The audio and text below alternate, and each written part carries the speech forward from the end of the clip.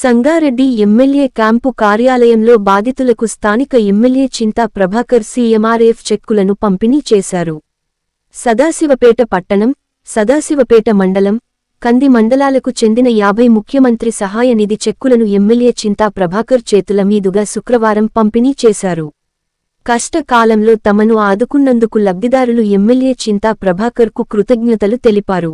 గత బీఆర్ఎస్ ప్రభుత్వం ఎంతో మందికి ఆర్థికంగా చేదోడుగా నిలిచిందని అన్నారు.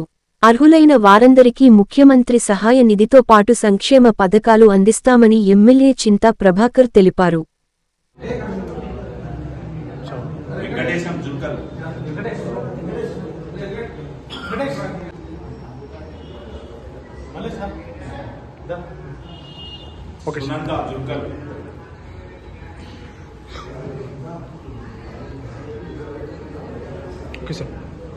సంగీత ఉత్తరపల్లి, బాలన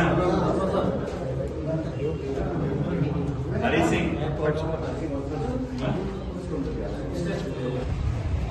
ఈ రవిచంద్రరావు ఉన్నాడు కదా ఖమ్మం, ఆయనకు పెడతాము ఆధార్ మీద.